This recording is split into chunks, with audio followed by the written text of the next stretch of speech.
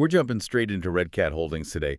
Everyone is watching the price action, but the real story is their explosive transition from a speculative research firm to a scaling defense supplier armed with massive military contracts. Exactly.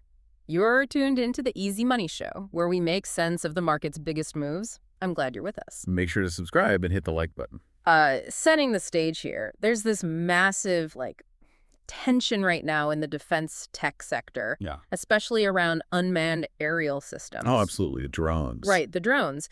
Over the past few months, we've seen just a total surge in retail and institutional money piling in.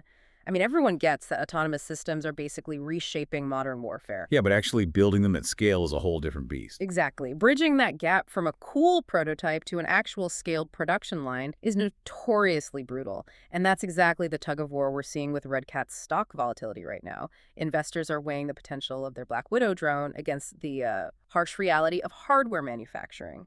Right, and the narrative driving the bull case right now is just heavily anchored to their recent numbers. Like when you look at the raw data, the scale of this pivot is obvious. Oh, the growth is insane. Yeah, I mean, for the full fiscal year 2025, total revenue hit $40.7 million. Which is what, 161% jump? Yep, 161% year-over-year increase. But the real jaw-dropper here is Q4 2025. Yeah, $26.2 million in just one quarter. Exactly. Let's just pause on that. That's a 1,985% year-over-year surge for that specific quarter. Wow. And sequentially, from Q3 to Q4, it's a 172% jump. I mean, you don't just accidentally hit those multipliers. No, you really don't. It shows they aren't just doing small pilot studies anymore. They're a volume manufacturer now. Right. And to simplify why this is all happening, it really comes down to the Pentagon. RedCat is the sole winner of the U.S. Army's Short-Range Reconnaissance Program of Record, the SRR program. Yeah, and we should clarify what a program of record actually means because, that term gets thrown around a lot. It really does. It's the holy grail. Like usually a defense company is surviving on temporary research grants, right? Always begging for funding. Yeah, hoping they don't get cut next year. Exactly. But being a program of record means the Pentagon has officially locked your tech into its permanent long-term strategic budget.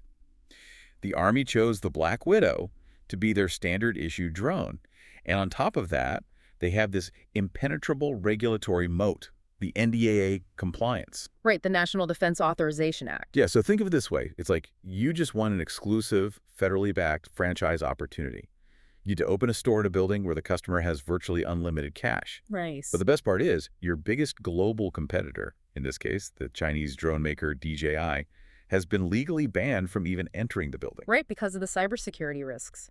Foreign drones are a massive data-sharing liability. Exactly. So RedCat is sitting there with a legally enforced monopoly on this specific military demographic.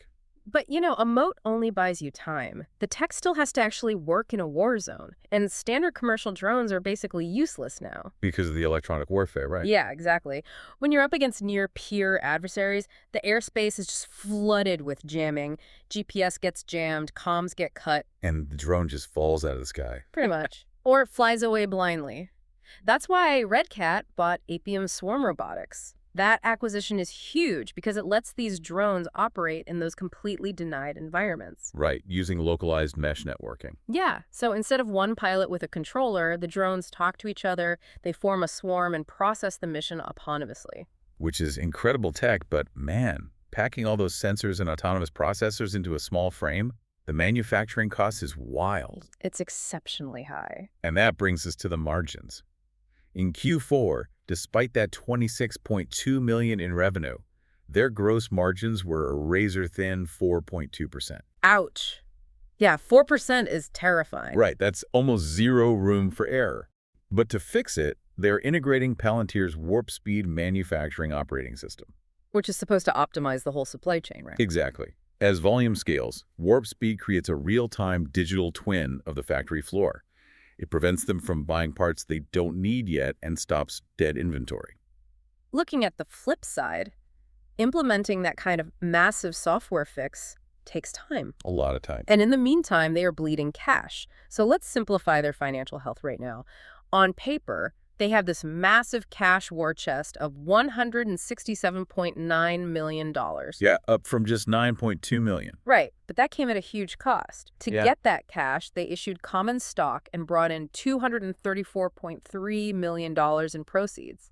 That is brutal shareholder dilution. Yeah, I have to push back on anyone celebrating that war chest. I mean, it's like deciding to build a massive, expensive factory and buying all the expensive parts before you even know if the delivery trucks will ever arrive on time. Right, you're front-loading all the risk. Exactly. I mean, look at FY 2025. They had a net loss of $72.07 million, Yeah, and they burned through $89.1 million in operating activities. that is a massive burn rate. And $30.4 million of that was just to build up physical inventory. Yeah. In defense, tech moves so fast. If the government delays an order, you've just got $30 million of aging microchips depreciating in a warehouse. And that execution risk is exactly why the stock is so volatile. Like, remember when they announced that massive Japan Ministry of Defense contract? Oh yeah, the 173 systems. Right. You'd think that would spike the price, but the stock actually dropped 6.5%. Solo news. Exactly. Investors probably looked at that 4% gross margin and realized, wait, how are they going to afford to build 173 systems without diluting the stock again? Right. The lumpiness of defense contracts is just brutal. I mean, their $40.7 million revenue for FY 2025 was a huge jump, but they had originally guided for $80 to $120 million. Yeah, they missed their own guidance by a mile. Exactly. And yet, despite that, estimates are still being revised upward toward the $15.24 mark. Because the market is pricing in that massive Army backlog. So tying this to what investors need to monitor next to see if the company can actually deliver. April 16th, 2026. The Q1 earnings release and the live video webinar. That call is going to be heavily scrutinized. Oh, absolutely. The main metric everyone is watching is sequential revenue growth. Like, can they grow from that Q4 26.2 million mark? Or was that just a one-off? And they need updates on the U.S. Army SRR delivery timeline. Right. Plus, there's their global expansion. They've got those scheduled deliveries for Japan and also for an undisclosed NATO ally. Yeah, the NATO stuff is huge. But here's a massive question I want you, the listener, to consider. There are rumors that RCAT expects to deepen their local industrial involvement in Japan through a licensed manufacturing agreement. Wait, like licensing the IP? Yes. Think about how completely that could transform their currently thin profit margins, shifting from a pure hardware exporter dealing with shipping and tariffs To just providing licensed intellectual property. Exactly. A Japanese conglomerate builds the physical drones locally, and RCAT just collects high-margin licensing fees for the IP and the Apium software. Wow. Yeah, that would be a high-risk, high-reward play for sure. To summarize the whole thesis here, RCAT is exactly that. High risk, high reward. The true value of the SRR program and these international contracts won't really be realized until deliveries scale through 2026 and 2027. Right? That's when we'll see if they can eventually convert that massive backlog into positive cash flow. Which leaves us with one final thought to chew on. As global defense budgets just continue to balloon and capital floods the drone sector, I mean, look at AEVX recently raising $320 million.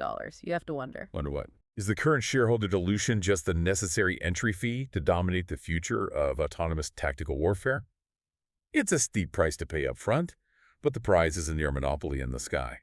That's the lowdown for today. Thanks for tuning in, and we'll catch you on the next one.